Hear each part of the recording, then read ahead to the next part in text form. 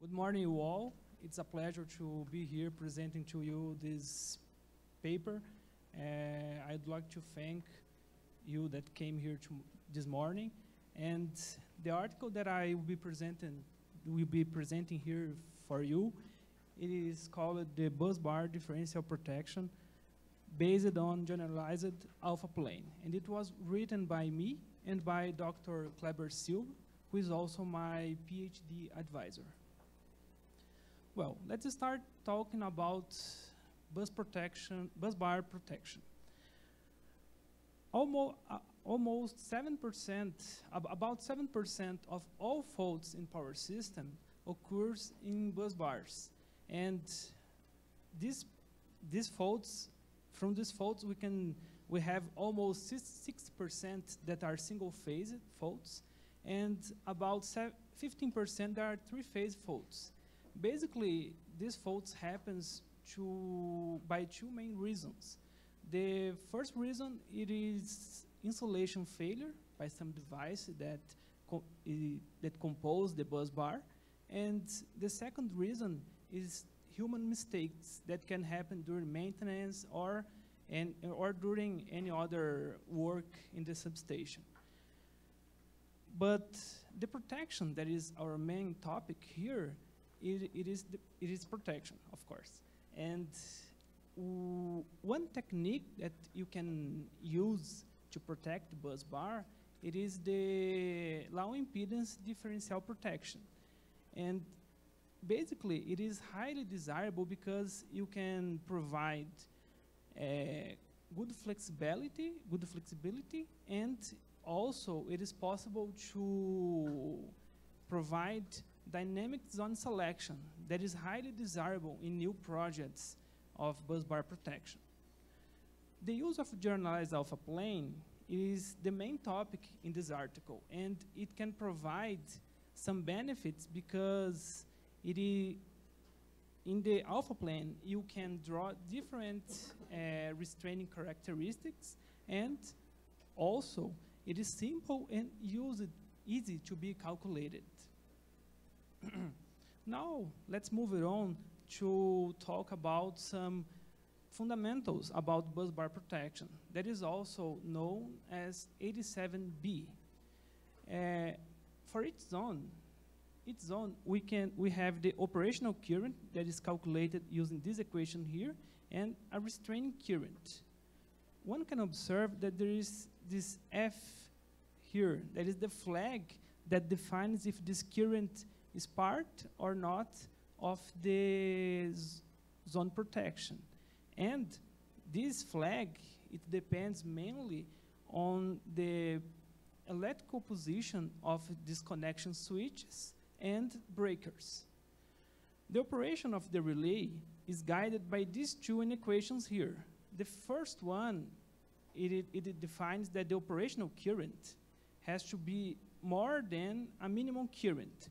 And this minimal current is here to provide compensation for some errors. For example, transformer relation errors from CTs. The second equation, that is this one here, the operational current has to be more than a constant that is called SLP multiplied by the restraint current. And this SLP, it is here to provide sensibility for these elements. Basically, the higher the value of SLP, the less sensible the function will be. Now let's talk about the main topic, that it is the generalized alpha plane, also known as GAP. It was introduced by Miller, and it is in 2009. Basically here, we can define the original currents. There is the differential current and the restraining currents for our original system. For this work here, it will be a bus bar with multiple terminals.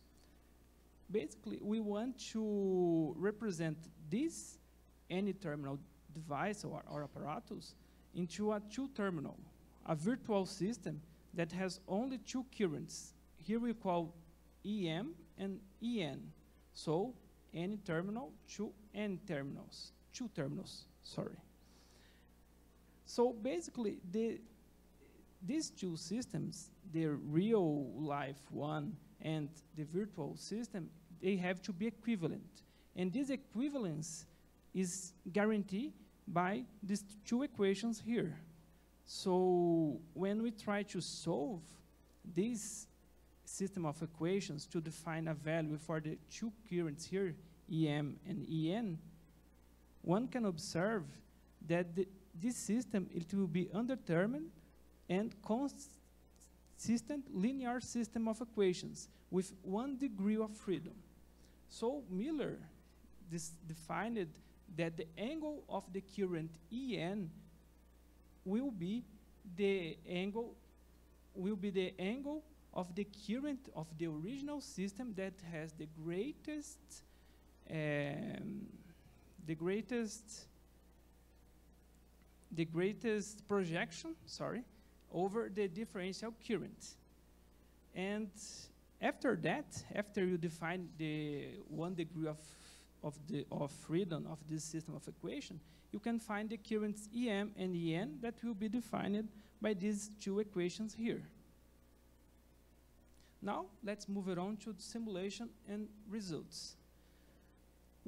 The system that was simulated was a bus bar that has a topology of double bus single breaker, and it is rated on 230 kilovolts. It has 6 terminals, where 4 of them are transmission lines and 2 of them are transformers. And it was simulated on alternative transient programs. A picture of the system is shown here. It was this was drawn in the program called ATP Draw. The first case that we have here, that in the article is the case 1, it corresponds to a 3-phase fault that occurs on bus 1. First of all, one can observe this circle, this striped circle here. This circle is the restraining characteristic, and it was calculated using a SLP of 0.3. After the fault happens in the system, one can observe that the points, they move it out from the restraining characteristics, and they will set up in this region here in the alpha plane. It is important to notice that the trajectories on the 3-phase were different from each other, and this happens because of the pre-fault conditions. The GAP provided a fast and reliable detection. It was able to successfully identify the fault. The case 2, it is a phase-to-phase fault that involves phases B and C, and it also occurs on bus 1, sorry. Here we can observe that the system successfully identified only 2 phases, or this means that the only phase B and phase, it's a phase, I commit a mistake here, I'm sorry. The phase that involves that was on fault, sorry, are the phases A and B, and not B and C, sorry. And only the phase A and phase B move it out from the restraint characteristic, the striped circle here. The trajectories, they took a little longer to settle down, but they were fast to go outside the circle. So the GAP was able to provide a safe and fast protection. The case 5, here I decided to jump the other case to show only the main results. It is an evolving fault, where a 3-phase external fault happens in the system, and then happens a phase-to-phase fault that involves the phases B and C. So it is important to notice that here the CTs, they are highly saturated due to the external faults, and this turned on the external fault mode that will make the function to become a little bit more slower, because the harmonic currents of second and fifth orders are added to the restraining current. So the system, the fault was identified by the relay. You can see here that the both faults that are internal, the both phases that were facing an internal fault, the dots move it outside the circle, and but on the other way, the system was a little bit slow, but this was expected during the external fault modes. So let's go to the conclusions here. Basically, the GIP, it is simple to be implemented. It is also simple to be parameterized. You can easily conclude these two actions. And you can define several restraint characteristics that can be defined by knowing the apparatus that you are protecting, some special behavior that it happens during faults, for example. And the GAP, after the results that were shown here, it was fast to identify faults and reliable and secure during external faults with severe CT saturation. Also, it is important to point it out that this research was on course of my PhD course, and I'm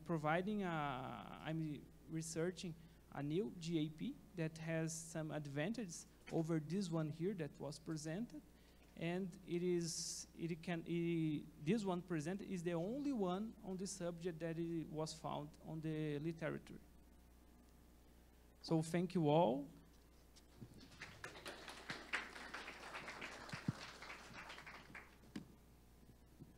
Thank you, Romulo. Congratulations for your job. We have time for questions.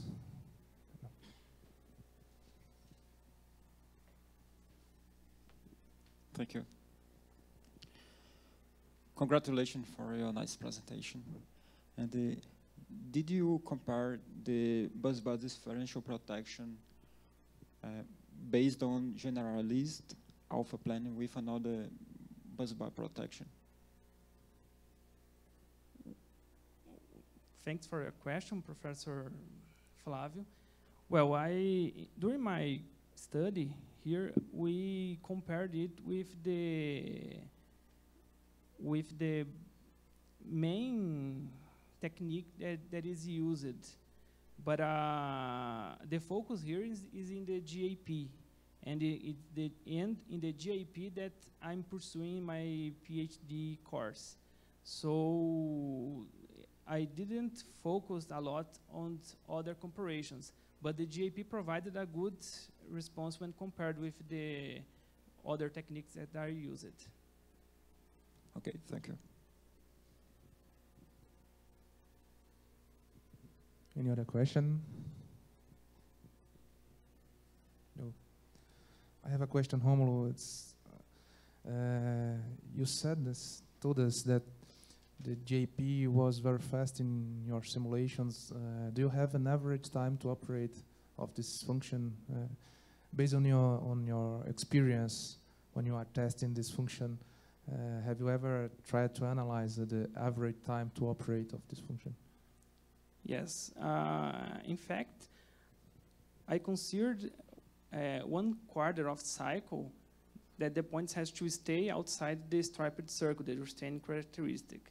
So when we sum this 1/4 of cycle with the time that the function first detects the points outside the restraining characteristic, it is about 6 to 7 milliseconds. Okay, thank you. No questions? So thank you, Romulo, very much.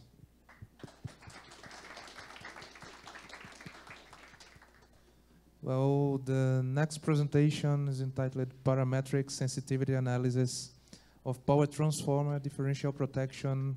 It will be presented by my colleague, Professor Kleber Melo. His professor here is an expert in protection systems and is working as a professor in the University of Brasilia since 2009. Professor Kleber, good luck. Thank you, Professor Philip, for your kindly introduction. Good morning to all.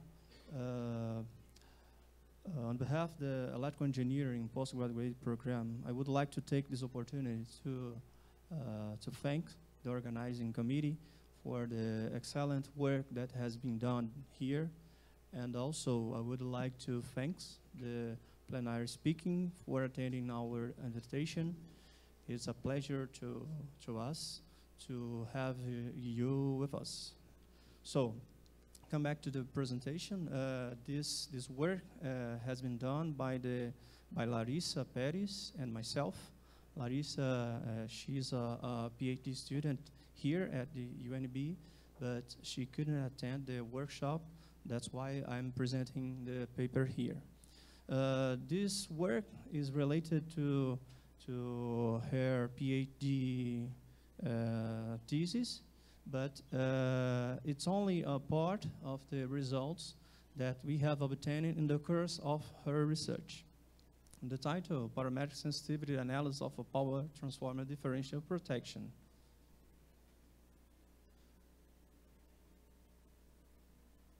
Sorry, it doesn't work.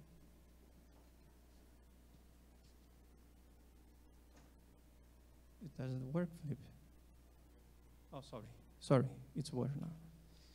So, as we know, the differential protection function has been used as a primary protection for transformers with rated power above 10 MVA. And nowadays we have a lot of solutions in the market that combines phase differential element, also called 87T element, the negative sequence differential element, 87 key, and the restricted earth fault protection. The combination of these protection functions has provided a more sensitive and reliable power transformer protection. However, always we have some questions that may arise. For example, how to properly set those differential elements in order to provide a sensible and reliable protection of power transformers.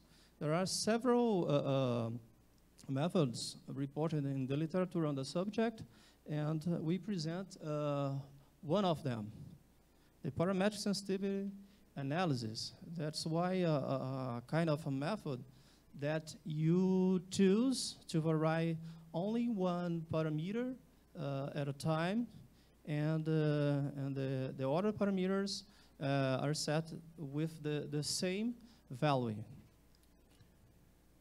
So the goal here is to evaluate the performance of the differential elements applied to power transformer protection using the PSA, the parametric sensitivity analysis. Some of the evaluated issues here is situations with transformer energizations, load conditions, and surge strength. Just a little bit of differential protection fundamentals. Basically, here we present the percentage differential element compares two currents, the operating currents with restraining current. The operating current is normally computed by using the absolute value of the sum of the measured currents in your equipment, and the restraint current is the sum of the absolute values of those currents. Sorry. So the trip commons issue if the following conditions are fulfilled: your operation current is greater than a pickup current, and the operation current is greater than a slope multiplied by the restraint current. Here, for example, if we are using the phase elements, the operating current, for example, for the phase A, some all the phase A currents measured on your equipment. But if you are using the negative sequence element, you are summing the negative sequence computed for each terminal of your equipment. But when you are applying the differential protection functions for power transformers, some aspects must be taken into account. You need to perform corrections and compensation to avoid misoperation of transformer protection, for example, due to phase shift compensation. So you need to perform phase shift compensation depending on the connection of your power transformers. You need to perform the correction of the transformation ratio of your power transformer and the zero sequence compensation and harmonic restraint and harmonic blocking in order to provide the secured operation during energization maneuver. Here we present just a quite simple system. We have here two Thevenin equivalent, and we have here a power transformer that in which we simulate a wide variety of fault scenarios. This is the parameters that we have setting in the differential protection functions, and we present here some of the results. For example, during transformer energization over a cycle, for example, if we override the instant of the energization of the power transformer, here we can evaluate if the restraint current is greater than the operating current, guaranteeing the correct operation of the power transformer protection. Since during the energization maneuver, the protection cannot operate, because this is a normal operation conditions. On the other hand, the other differential elements may issue a false trip, so they need to be blocked. In order to do that, we use harmonic blocking, as I show here. Another example is the influence of the source strength. The source strength is quite similar to the level of the short circuit current that the source can provide. So we have here quite simple analysis, and in which we show the results for the phase elements. This is a result for the PSA analysis. How can understand this? For example, take a look for the phase A element. In this case, phase C is better. Phase C element. If you see here, in this point, from this point, the restraint current multiplied by the slope is greater than the operating current. So from here, this element does not properly work. So the trip is not issued properly. But if we combine all of these elements, we can provide a proper operation of the protection. Since, for example, for the phase A, for all the values evaluated for the C, the source of restraint, the operating current is greater than the slope multiplied by the compensated current. So in this case, in this analysis, for the setting chosen here, the phase elements operate for all the C values, all the source strengths evaluated here. However, it's not worth to point out that the higher the value of C, the weaker is the source strength. This is the same, for the same case, the results for the negative sequence element. and for the restricted fault element. In both cases, we can see here that the protection elements operates properly for all the evaluated SEER values. Here we evaluated now load angles variation. So we varied for minus 90 to plus 90 degree of the load angle.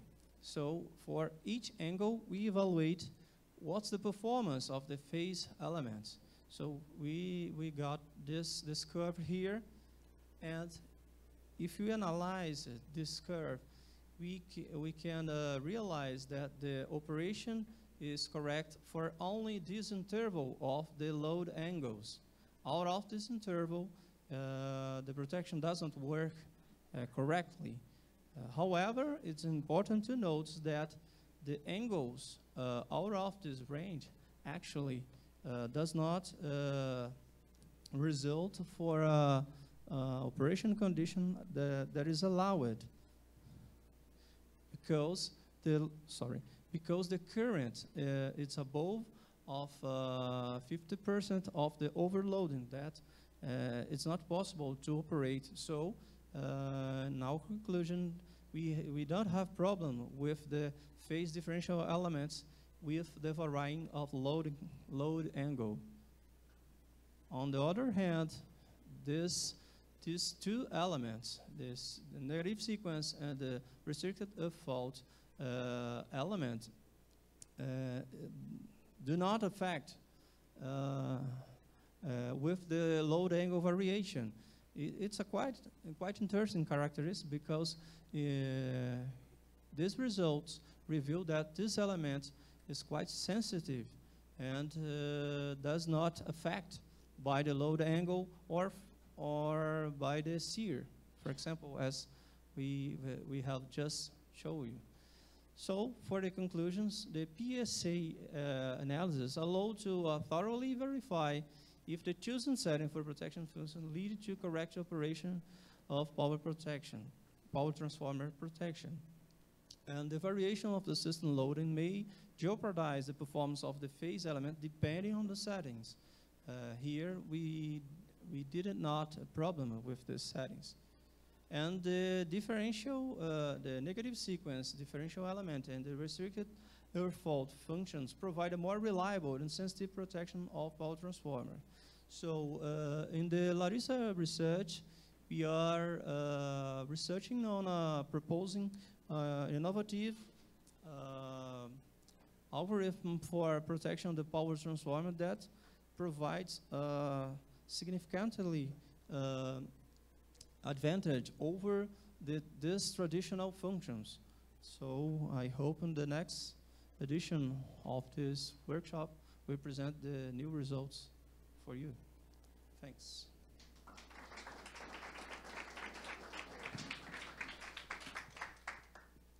Thank you, Professor Kleber. Congratulations for a very good presentation. We have time for some questions.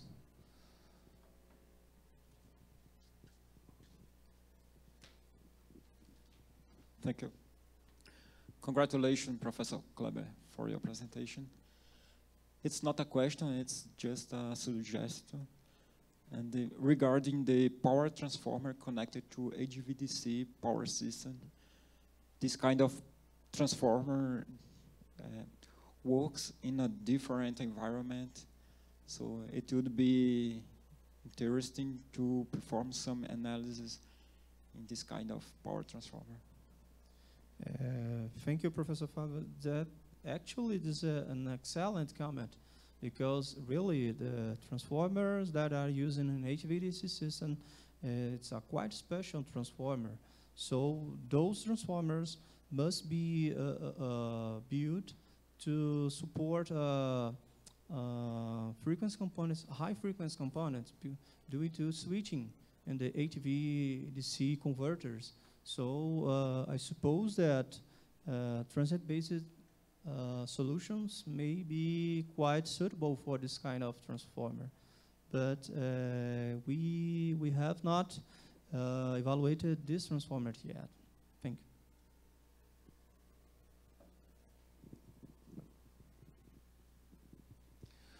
congratulations for your work and presentation. This technique is applied for what type of equipment? For example, you work with transformer. Thank you, Professor Damasceno. Actually, this kind of analysis has been used in almost always our research in our protection lab here. And we have used this kind of analysis for distance protection, differential protection, and so on and so forth. So it has been shown quite effective way to choose the proper settings of differential protection functions.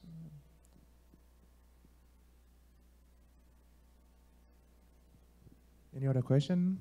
No? I have one. Professor Kleber, first of all, again, congratulations. Parametric analysis, this kind of analysis are always of our interest to provide us an overall idea of about on how these functions will operate. Did you evaluate the variation of the settings used in the protection, like a parametric analysis, but considering the variation of the settings used in this protection? Thank you, Professor Phillips. It's a very interesting question. Actually, if I move in this slide here, for example, actually, this case here, I think it's better. In this kind of analysis, we do not fix the setting. This curve is the result of the performance of the differential function, the operating and the restraint current. So by the analysis of this curve, I can choose the better setting. For example, if I choose, for example, this is the pickup, this is the restraint current multiplied by the slope. If I choose higher slope, for example, maybe this interval may be shorter. So this kind of analysis, it's a quite interesting tool for protection engineers in order to choose the better settings for the protection functions. So this curve is not is for a specific setting. I mean that. Okay, thank you very much. Okay. Thank you.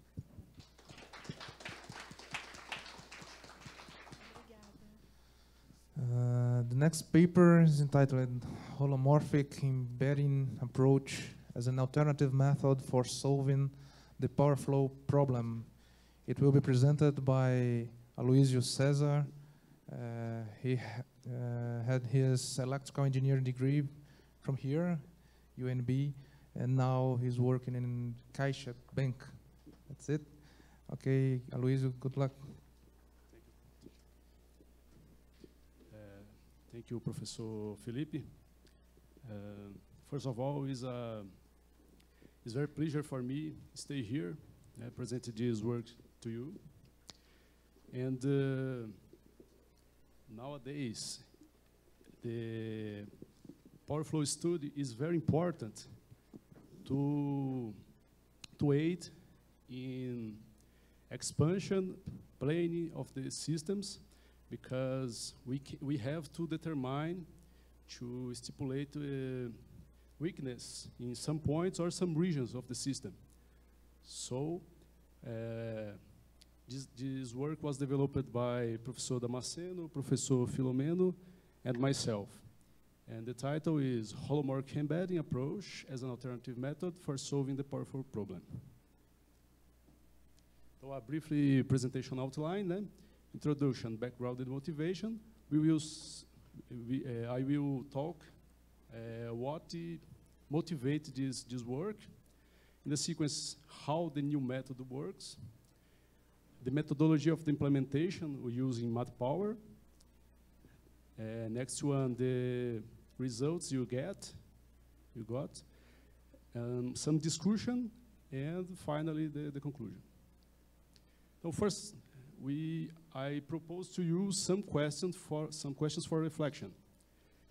You can get good results with iterative methods, but are you completely sure about the power flow solutions you get? Other question. Applying the holomorphic embedding formulation on math power code, can you assess the effectiveness of the new approach? So is to you think, and in the section of questions, we can talk more about this. Now, traditional power flow solution methods. So we have several well-known iterative methods for solving the power flow problems, such as Newton-Raphson, Gauss-Seidel, fast decoupled load flow. But these techniques have some problems. They work well for operating points near system nominal conditions. If we have a excessive loading or overloading, the solutions can be, the strategy can diverge or don't converge, of course. So depending on the choice of the initial voltage gas, may diverge or converge to low voltage solutions, which is not an operable solution. Do not necessarily guarantee the non-existence of a power flow solution, 8V, in a divergence situation. So if we have a divergence situation, not necessarily we can stay sure that the solution don't exist. Okay. The series load flow is a non-iterative technique proposed by Sauer in 1981. Calculates an approximated solution of bus voltage based on its Taylor series expansion.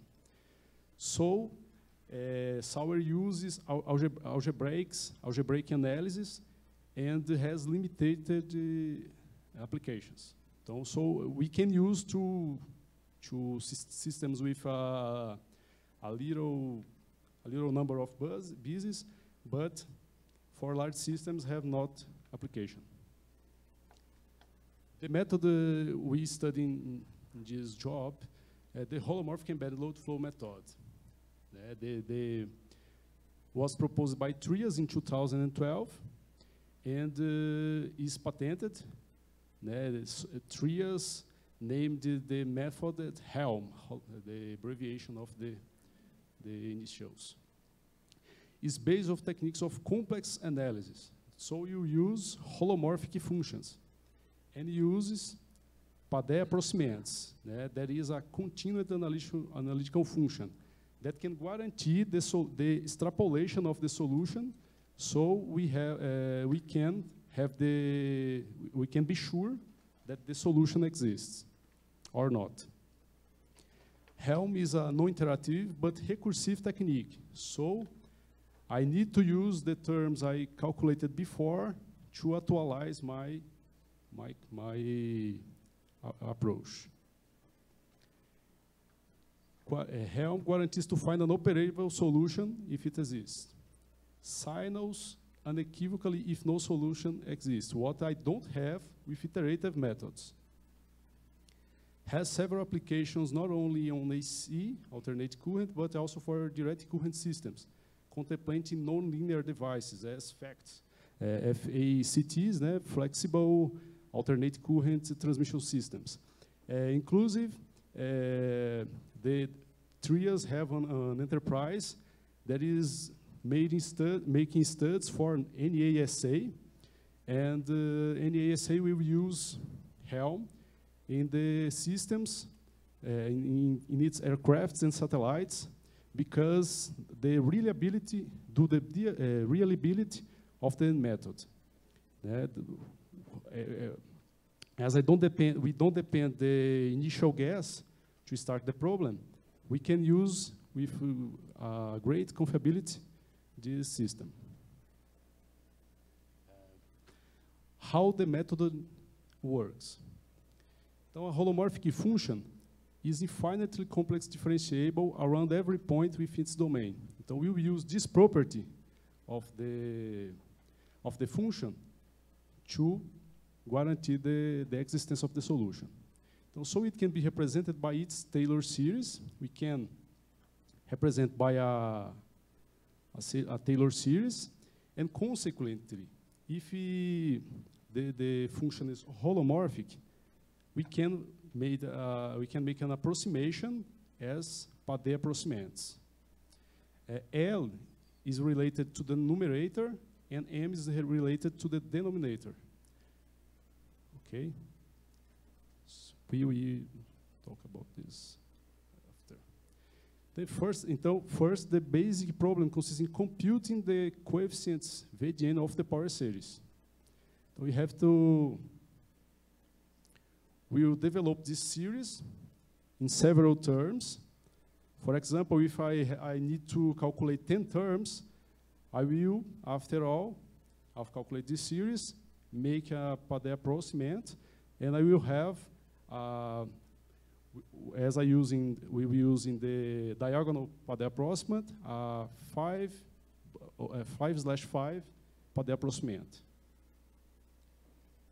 Secondly, it's need to determine the coefficients A and B, the numerator and denominator of the Padé approximant. Finally, the voltage VD1 S equal 1 is computed. The value when S equal 1 is the voltage value of interest. So we have here the classical basic power balance equations. For a slack bus, V is the voltage specified in the beginning of the problem. Of a PQ bus, a load bus, we have the classical equation, where the summation of the currents is the conjugate of the complex power over the conjugated of the voltage. And for generator bus, we have the real part of the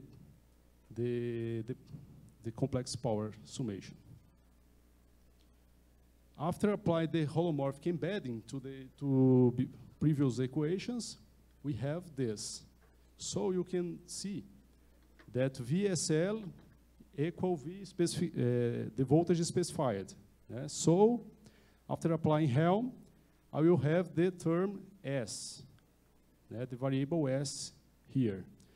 So the start point of the solution, we have to use S equals 0. So if S equals 0, we have the solution. The initial start point is equal 1 PU for the solution. After I develop all the work, we will use S equal 1 to calculate the solution. So in S equal 1, we will have only VSL equal VI specified. That is, we have here. For a PQ bus, we have to make is a great discovery by Trias, né? The element conjugated V conjugated. When I embed in the parameter S, the variable S, we will have VI conjugated the ES conjugated, not VI not of S. For a PQ bus, a PV bus, we have here the parameter S embedded in the problem. E to finalize how the method works, the expression VI conjugated of S conjugated is a holomorphic function, thus is used VI conjugated S conjugated instead of VI conjugated of S. VEDS and KEDS are the bus voltage and the reactive power functions of S, of the parameter S, which can be expanded with n coefficients power series. So we have our series of voltage. If I have only PQ buses, we have only this series for each bus. If I have PV buses in the system, we will have the series of the reactive power, né, Q. We have to calculate the coefficients of Q. Né, Q. Então, only for illustration, the recursiveness of the method For a PQ bus, the general formulation after applying the holomorphic embedding method is given by. For a PQ bus, we can see here, the term I'm calculating is referenced to previous term calculated. So if, for example, if I have the second term, uses the first term calculated here. W conjugated is related to WU is the inverse function of the voltage VDS, and is represented as W is the 1 over VDS, and we have in the problem we have to calculate the series of the inverse of voltage. There is an intermediary passage. So we have W0, W1, S, until WEDN S elevated to N.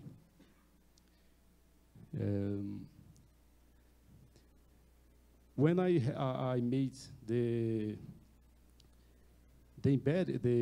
embedding process, we have, note that we have 1 over VI conjugated S.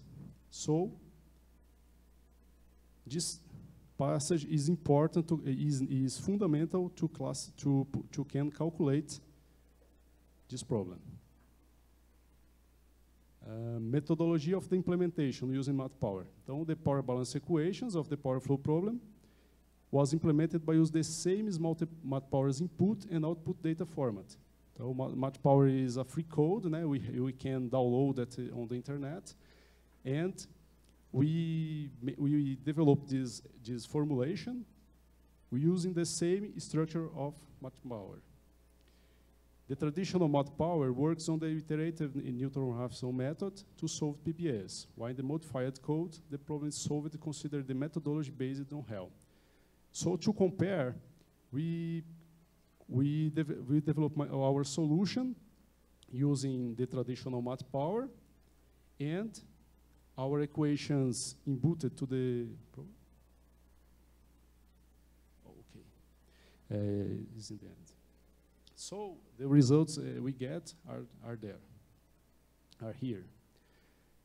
For a system with 9 bases, we specified the same tolerance error, 10 elevated to -8, both to traditional MatPower as the Helm.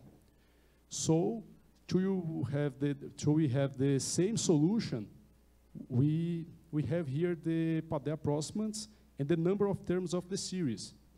So, for example, for a 9-bus system, is to get this tolerance error, we need 14 terms. So we develop the series 1 by 1 until S elevated to 14. And consequently, we have a Padé approximant 7 by 7. And for Newton-Raphson, for comparison, we need 4 terms, 4 iterations per. Excuse me. For discussion, the results obtained using Helm are exactly the same, were obtained by traditional MatPower's iterative methods for a given tolerance error. We get here. The 300-bus system is a more complex system, and we need to calculate 78 terms, 70 of the power series, and a 39 Padé approximant, and 5 iterations of Newton-Raphson. But we see here there is not a relation, a direct relation in the number of iterations and the number of terms calculated. For example, for a 39 system, we need 18 number of terms of the series on Helm, and in Newton-Raphson we need only 1 iteration. So this is not a good conclusion. So for conclusion, the implementation based on Helm demonstrates to be very simple and accessible, contemplate advantages of the Helm. The proposed tool can explore the entire data structure of MatPower. So as a free code, you can take value tests on the platform. Also, as the code of the proposed tool is open, it offers opportunity for implementation of new ideas and development of the updated versions. Thank you.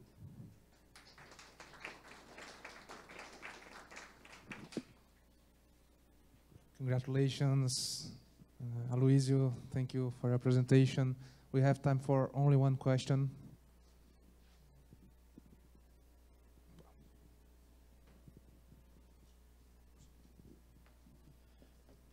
Congratulations for your presentation.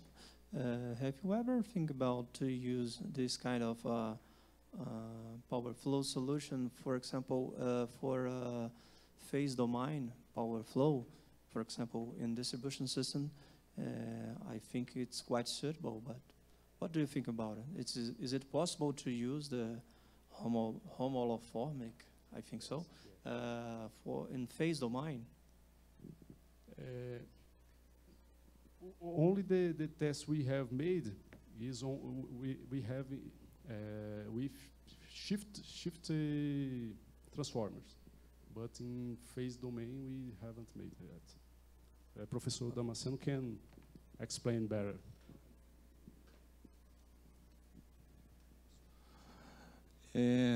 Thank you for your comment and question.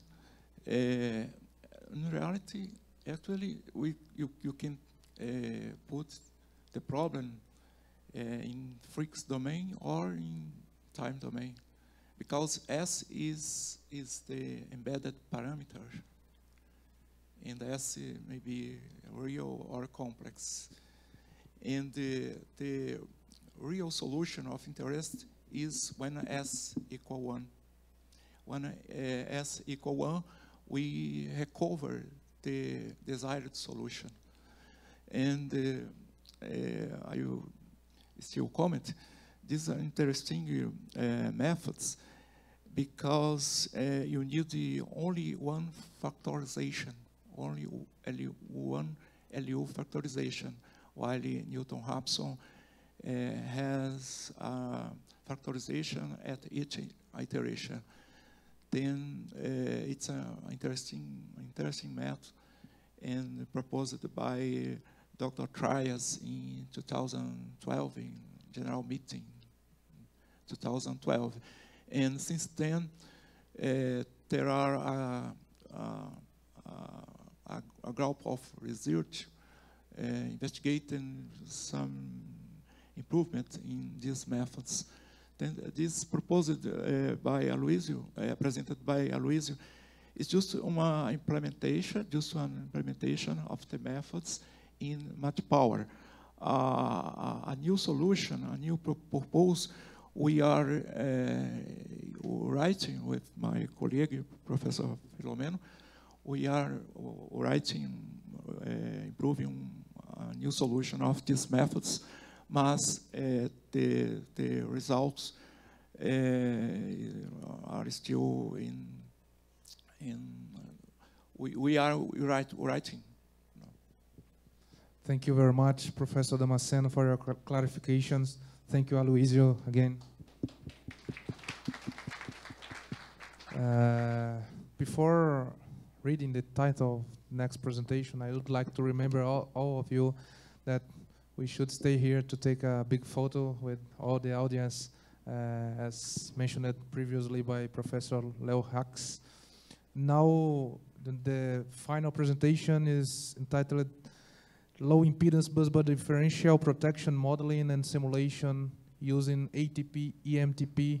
It will be presented by Professor Francis Moreno, our colleague here in UNB. He's now working as a professor here and is also in his PhD course. That's it. Okay, thank you. You have 15 minutes. Thank you. Good afternoon, everybody. I will begin saying that this work, the first author of this work, Alfredo Pianet, he's Colombian. He's not here today, so I will present this work, whose development was supervised by Professor Felipe and Professor Kleberman. This work deals with the low impedance busbar differential protection, modeling and simulation using the ATP and MTP programs. There are several efforts to modeling and simulation of power systems. The protection of these elements are very critical item in power system. But in the literature, there are a great number of researches on dealing with the transmission line protection and power transformer protection. But such attention is not given for busbar protection, specifically for low busbar protection. There are some efforts, but not in the same quantity that for other elements. This is caused due to a lack of knowledge about the logics that must be used to protect this element.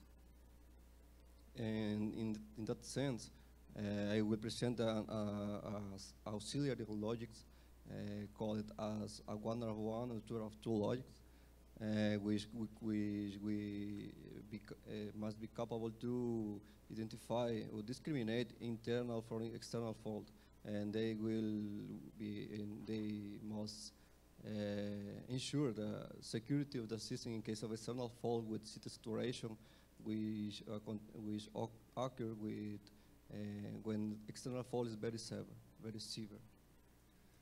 The objective of this work, of this presentation, is to show you how we integrate the fundamentals of the busbar protection, differential protection, and with advanced sound selection logics, which are needed for more flexible or more modern busbar configurations.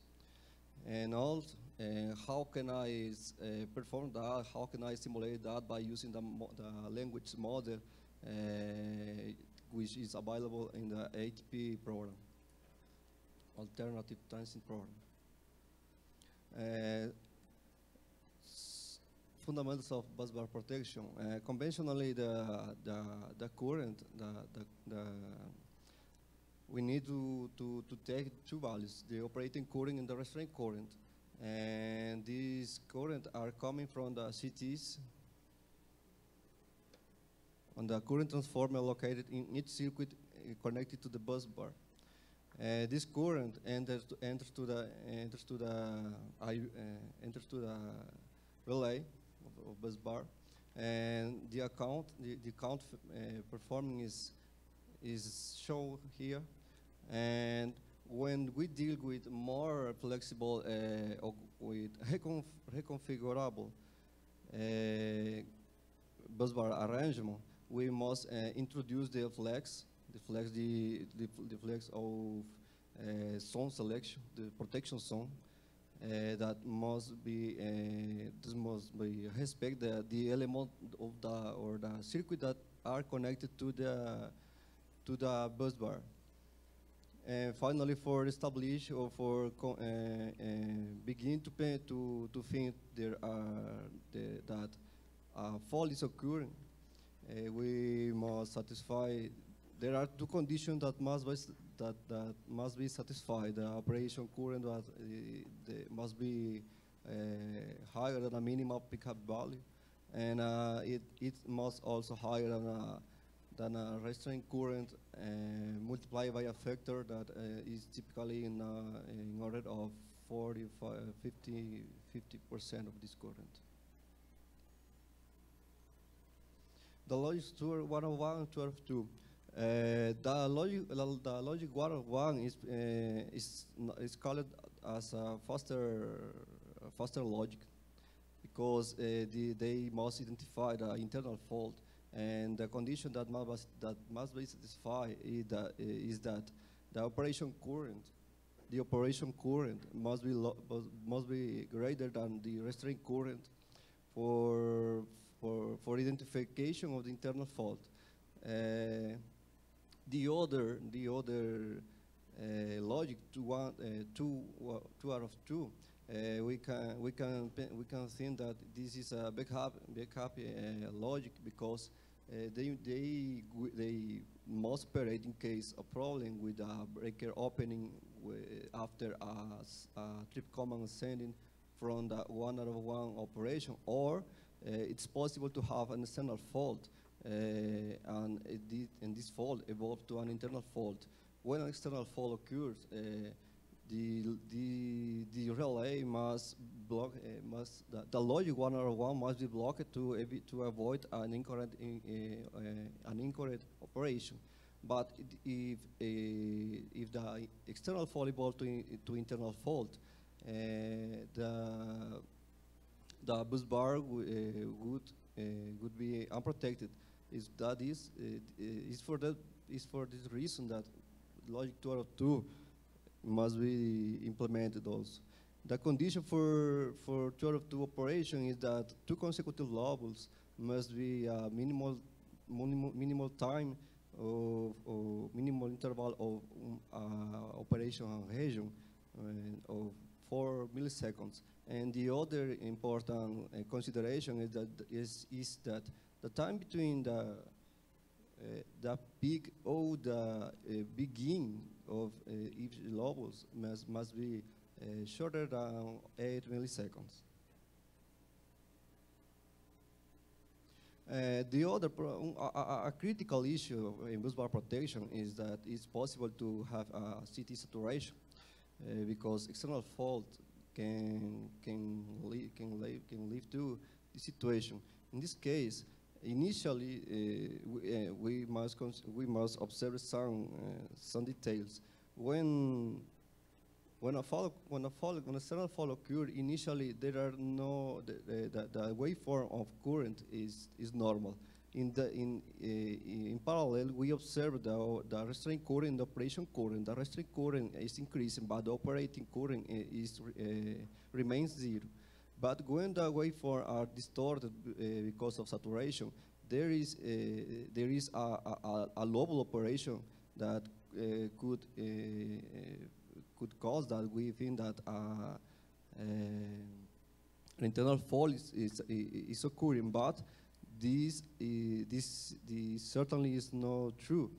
The differentiation between having external or internal fault, thinking or considering the CT saturation, is that with the external faults causing a CT saturation, the time between the beginning of the or the peaks or the end of these levels of region are higher than 8 milliseconds. Well, if this situation is occurring, we can affirm that that fault it's not internal.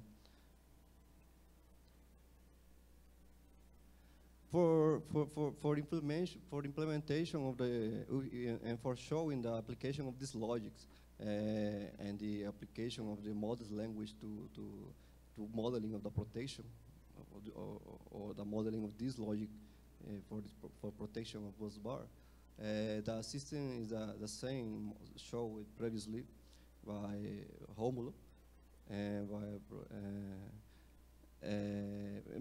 there are this arrangement is a double bus. It's a double bus. Is clearly observed 2 bars. Also, the single breaker, because there is only a single breaker responsible for protection of each circuit connected to the busbar. And also, we have 5 disconnect switches, 2 bus selectors which define where the circuit will connect, or in bus 1 or in bus 2, and a bypass switch that is used in a substitution or maintenance of the circuit breaker.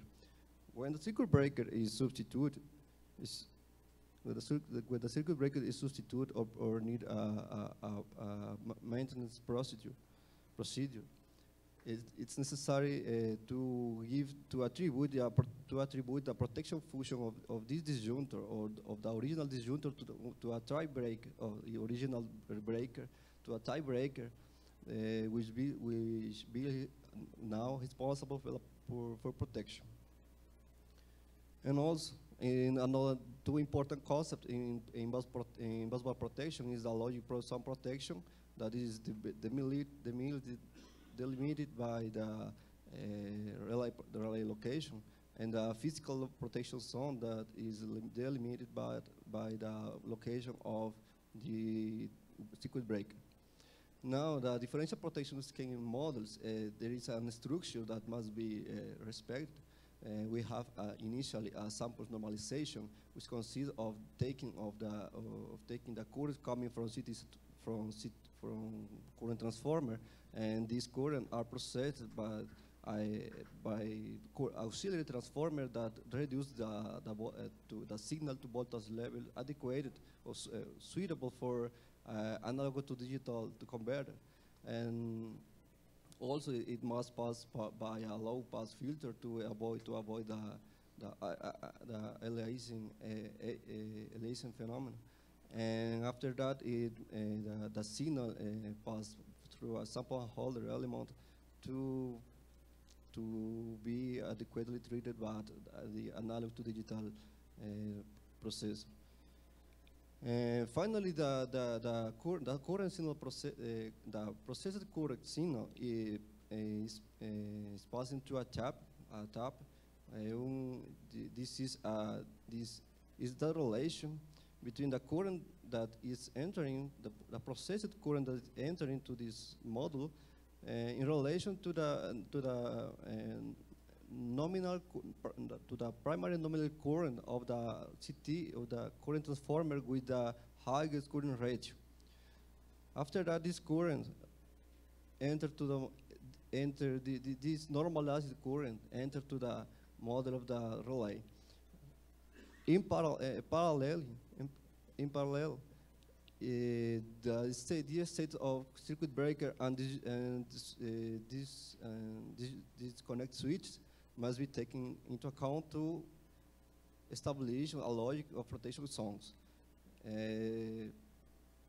When we consider the protection zones, all these signals are entering to the relay of the busbar protection relay, and in this moment, the current of operation current and restrict current are calculated taking account all these values, and additionally, the restricting current must be smooth because in the original form in the blue line, it's possible to have instabilities in the maloperation of relay. This is because there are a red line because it's more stable for protection algorithm. After that, this enter to the trip logic 101, 2, and after that, the circuit breaker which can be modeled at ideal switch controlled by models. Must interrupt the fault after 50 milliseconds or equal to 3 cycles. This time is this time is a real time, a practical time to a real time to opening to the. This is the time taken by circuit breaker to opening and clear the fault. And it must implement a logic that the circuit breaker must open the fault crossing by 0. An internal fault was simulated with this structure, and we can see the operation current for fast. This fault is an internal fault, fast R to ground, and fast R, in the fast R phase R. the origin, the operating current is higher than the restraint current, and the phase B as well as phase C, the phase B and phase C has the response. They see the fault as external fault. I must say that this type of protection is segregated per phase. So if a fault occurs in phase A, or the other faults will see this fault as an external fault. In this figure, we see the operation, the trip 1 of 1 of 2 of 2, and here we see the external fault, which is activated for B and C fault, phases B and C. And here the response of the disjunctor will take a time to clear the fault. Here we simulate an external fault. In this point, at this point, this is external point of the busbar protection zone, and we see here that the operating current is higher than the restraint current, but it was verified by the triple logics that this time is so that 4 milliseconds here, but the time here is not enough to consider a fault as internal fault. Also, the time between them is higher than 8 milliseconds. This is for that the fault is characterized by as an external fault. Finally, the last case is an involving fault that where an external AEG to an internal AVG fault is occurring. In this case, we have in the phase A an internal fault, but in the phase B, it occurs after that.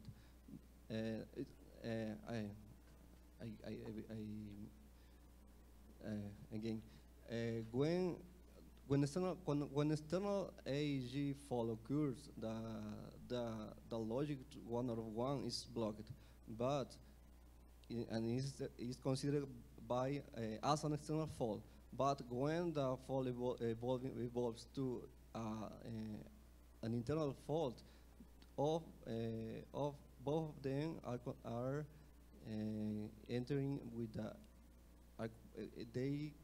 they are considered as an internal fault here.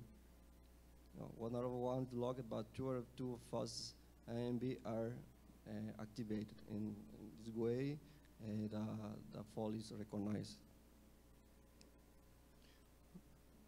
In conclusion, I try to show the benefits of modeling simulation of busbar protection with model language, but this also can be applied to another elements. And I will show also I show also the protection, the logics that must as a traditional and commercially used logics 101, 202. That is a very reliable strategy. The importance of the protection zones for modern busbar configurations, for reconfigurable configurations, and the importance of evaluation of the relay software during power system operational condition by using this model, this language. So, thanks.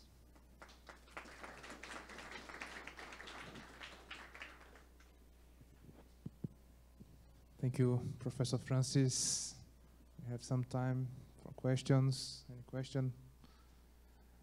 Well, I am one of the authors, so I do not have a question.